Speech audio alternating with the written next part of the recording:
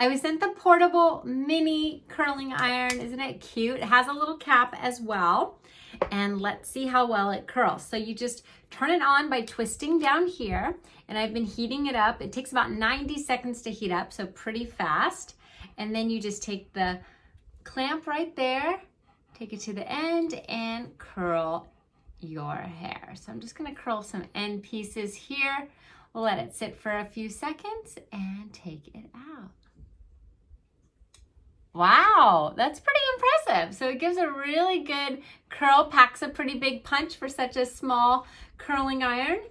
This thing is awesome.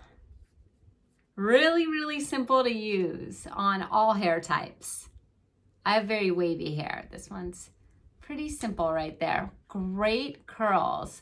And then when you're done, if you don't want them to be as tight, I'll show you what it looks like if you run your fingers through it. We'll kind of get those beachy waves. So we do another curl right here. This clamp is great because it doesn't tug at your hair at all. It's very soft and gentle on your hair. Okay, that was about 1 minute of time. That's it.